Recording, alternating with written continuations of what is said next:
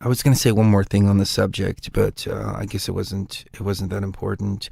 I'm not judging anybody out there. I urge people to make their own decisions and do what's best for them. That's the ultimate message. Do what is best for you. Still active at a subcortical level. Mais je doute d'être jamais capable de démontrer réellement. We might reflexively reach for a light switch in the bathroom only to discover that it always had been, in another place entirely. We might reach for the air vent in our car where there was no air vent, a reflex left over from a previous present, still active at a subcortical level. We might dream of people and places we had never seen as vividly as if we had seen them and actually known them. But we would not know what to make of this, assuming we took time to ponder it at all. Nous chercherions de la... One very pronounced impression would probably occur to us, to many of us, again and again, and always without explanation. The acute, absolute sensation that we had done once before what we were just about to do now, that we, so to speak, lived in a particular moment or situation previously. But in what sense could it be called previously, since only the present, not the past, was evidently involved?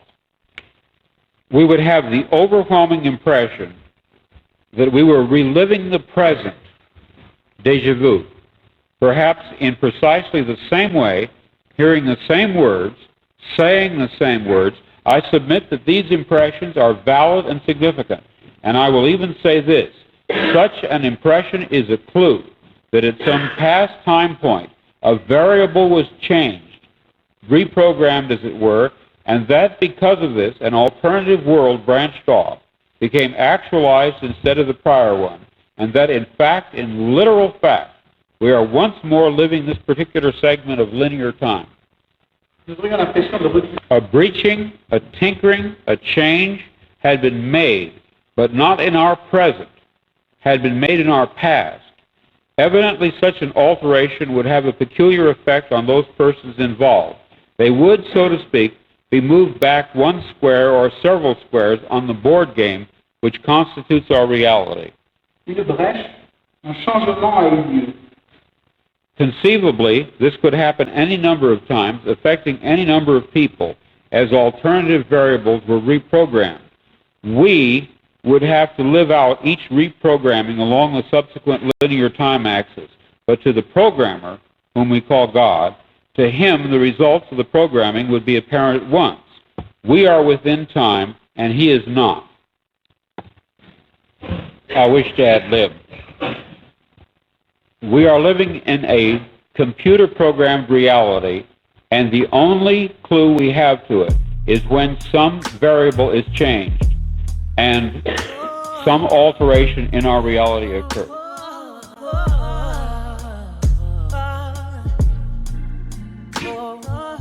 It's so hard just holding on, ain't even picking up my phone. It's hard enough to be, hard enough to stay, hard enough to be alone. I'm just trying to move along. Sometimes I do and then I don't. Tell me what I'm doing wrong. Tell myself that it ain't healthy. Second guessing it don't help me. I'm so tired of feeling empty. Dry my eyes, it's time to fight. It seems like I'm always against me. Seems like this is never ending, and I refuse to let it end me. Mentally, spiritually, physically, I need my peace. Oh, I need my peace. I wake up every morning and tell myself, good morning, gorgeous. Sometimes you gotta look in the mirror and say, good morning, gorgeous. No one else can make me feel this way. Good morning, gorgeous. Good morning, gorgeous. Good morning, gorgeous. All the times that I hated myself, all the times that I wanted to be someone else, all the times that I should have been gentle with me, all the times that I should have been careful with me. Why did I hate myself? Why did I hate so intensely? Lord help me. I wake up every morning and tell myself, good morning, gorgeous. Sometimes I gotta look in the mirror and say, good morning, gorgeous. No one else can make me feel this way. Good morning, gorgeous. Good morning, gorgeous. Good morning, gorgeous. I ain't talking about getting no hair and makeup. I'm talking about soon as I wake up, I say good morning. Say good morning. Good morning. Good morning. Good morning.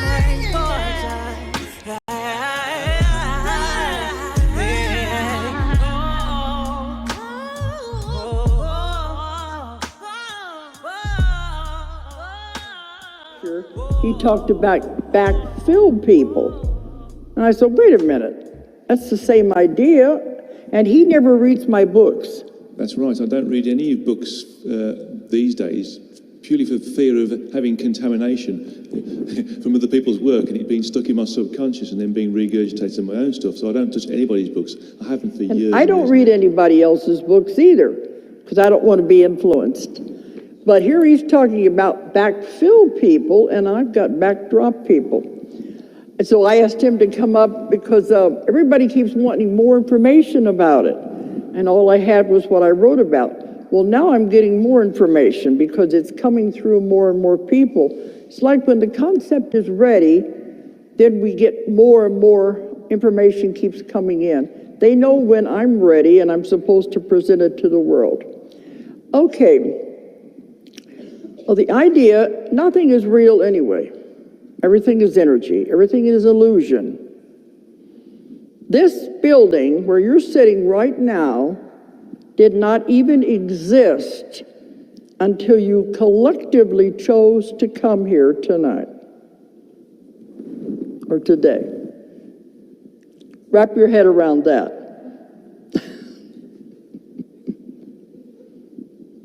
I'm going to ask you to make sense, because every time I brought that up, they'll say, what?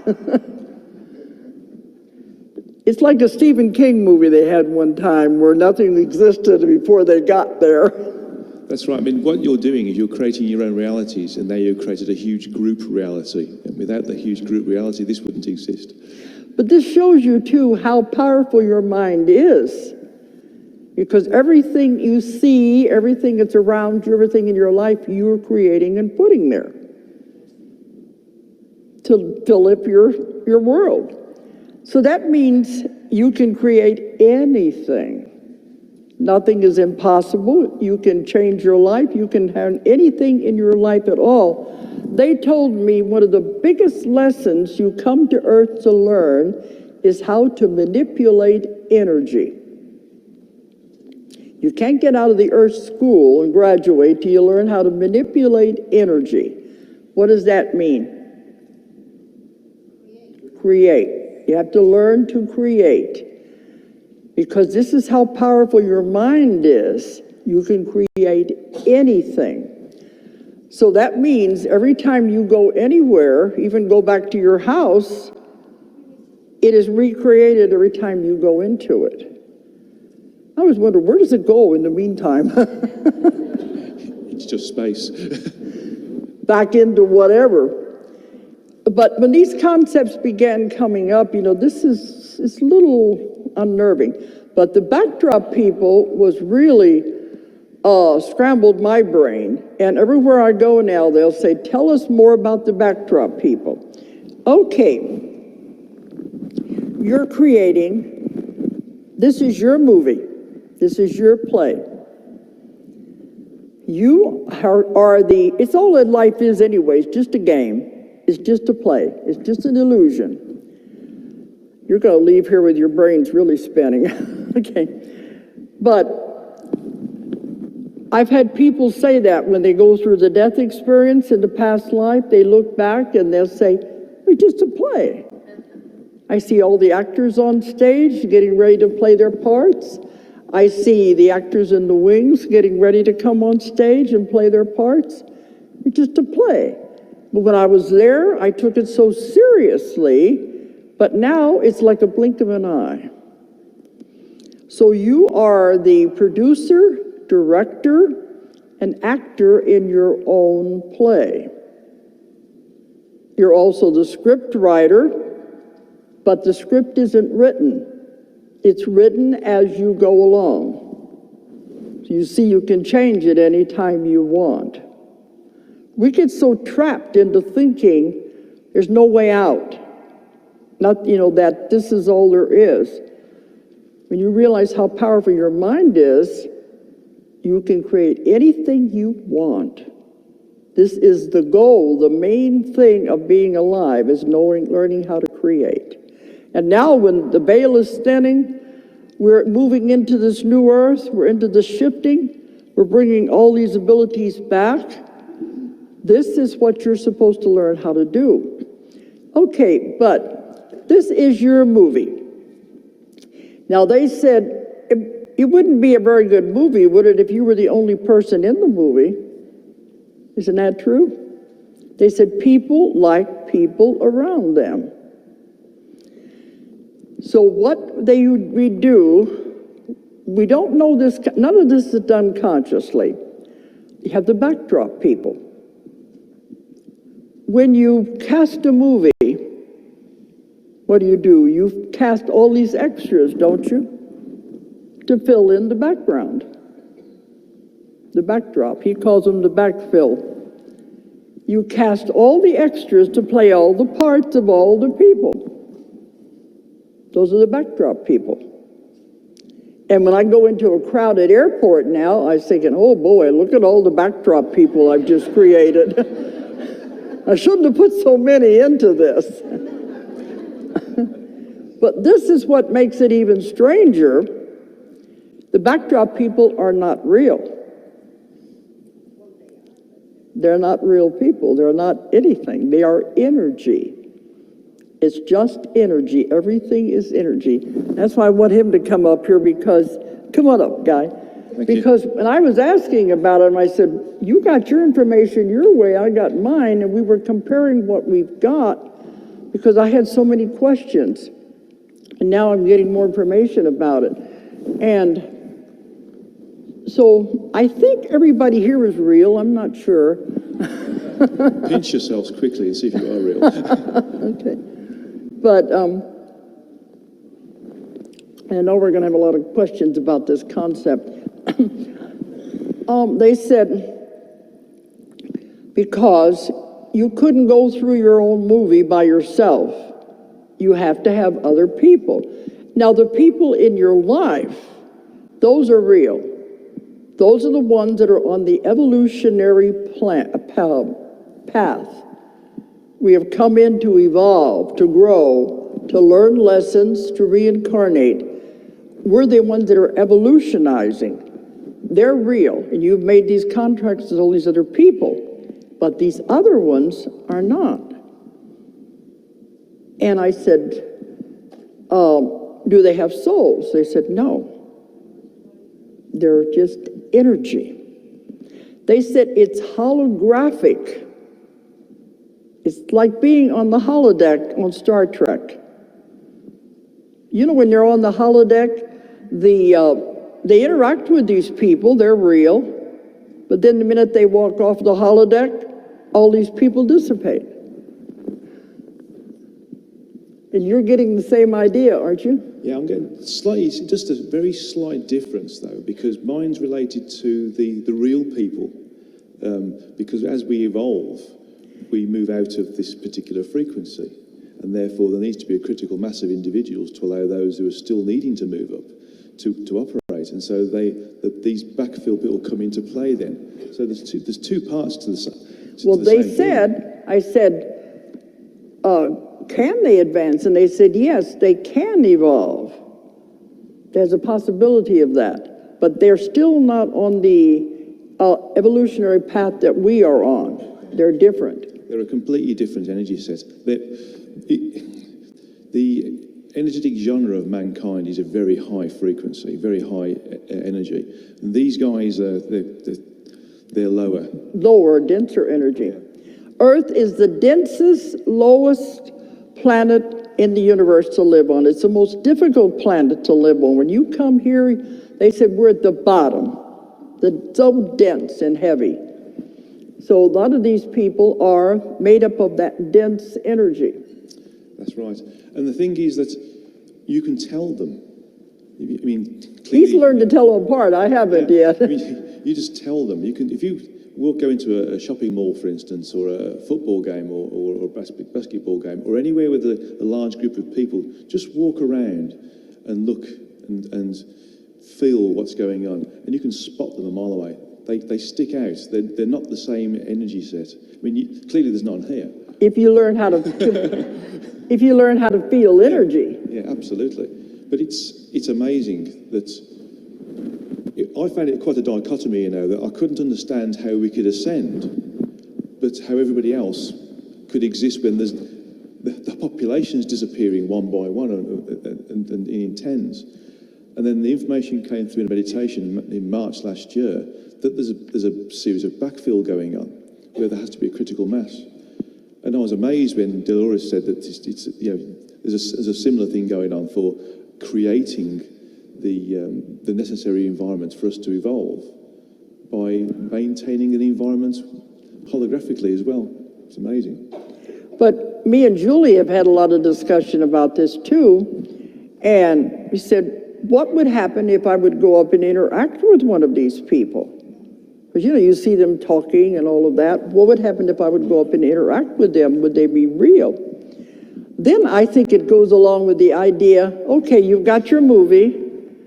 Now you suddenly gave one of these extras a bit part. They have a little speaking part in the movie. But a lot of times, too, when you interact with people, it's the way you interact. Sometimes if they need help or you're talking to them like that, that to me is you are helping your own evolvement. Maybe you're helping them also. Yeah, I mean, these backfill, the information I've been getting, the backfill people, they also evolve. And they don't get the chance to have individualized free will. So this is, in general, the first time they've incarnated. So when they're working with us, they gain evolutionary content as a result of that. So they're benefiting. They're helping us continue to evolve, and those individuals who are left behind but still evolving by being here and backfilling, basically. Because also he's found that the ones that are very negative, they're like the bottom. Those are the very low, dense energies. But they're here. All of this is here to teach us something. That's what it's all about. That's what life is all about anyway. What are you learning? Everything that happens to you, you created to learn from it. So you hear about these things on TV, the murders and the violence going on. How does it affect you? What do you learn from that? That's the lesson of these other entities, to teach us something. And the thing is that in them doing what we abhor, we learn how to not do it. So we naturally move ourselves out of that zone, out of that frequency. Yeah, they've told me that before, and it was in my book, Between Death and Life, that if you didn't have these as examples, you wouldn't know what not to do from a moral standpoint. That's right, that's right. And it's important to observe what is considered to be wrong, because there are definitely universal laws being worked with here. And we are shown every day what not to do so that we can avoid it and take a faster track to increase in our frequency and ascend in the process. Because everybody has bad things that happen in their life, but they have put them there.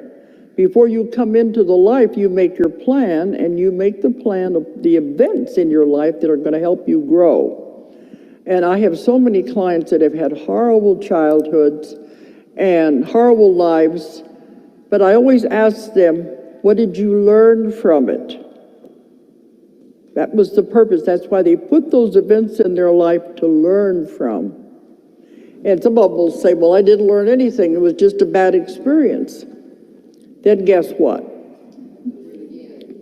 According to the law of karma, the law of what we're here for. You have to repeat that class until you learn that lesson. So I tell them, if you learned even one thing from the circumstance, that was the reason for you creating it. Look how powerful your minds are. I found out that's something called cyclic karma, where if you don't learn the first time, it gets harder the second time, and then it gets harder the third time. And you're brought back with the same people, same circumstance. You don't get out of anything. Same people, same circumstances. You just have to repeat it over, and it's always harder the next time. Just like a class in school. So some people will tell me, well, I don't want to have anything to do with that person anymore. I don't want them in my life anymore. I certainly don't want to have to do it again. And I said, you better work it out now. That's the law of karma. About a lovely lady that I've used before. Listen to me, you drive carefully, all right? Yeah. Everything down there is going to be unstable as hell.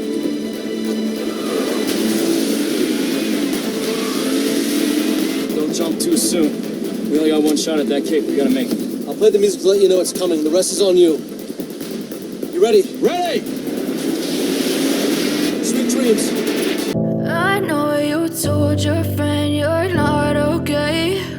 And tell me what's wrong and why you never said you felt that way. And guess you're trying to stay strong and fake a smile until I look away. But I've known you too long, it hurts to watch your blue eyes fade to gray as you fade away, as you fade away.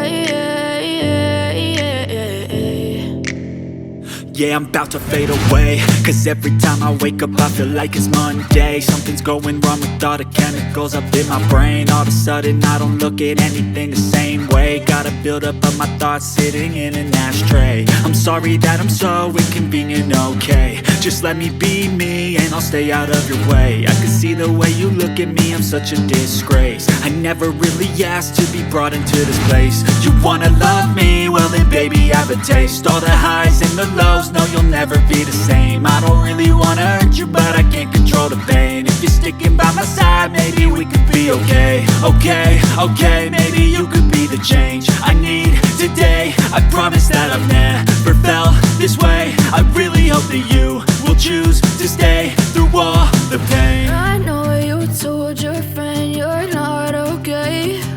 And tell me what's wrong and why you never said you felt that way. And guess you're trying to stay strong and fake a smile until I look away. But I've known you too long, it hurts to watch your blue eyes fade to gray as you fade away, as you fade away, as you fade away.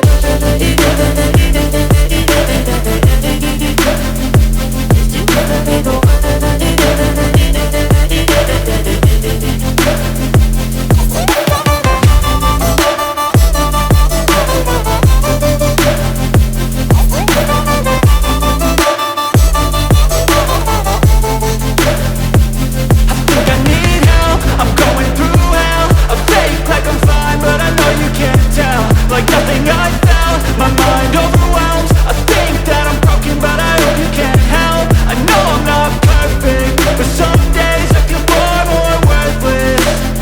Baby, you make me feel nervous. If I still have you, I have purpose. It's all worth it. I know you told your friend you're not okay. And tell me what's wrong and why you never said you felt that way. I guess you're trying to stay strong and fake a smile until I look away. But I've known you too long, it hurts to watch your blue eyes fade to gray as you fade away, as you fade away, as you fade away.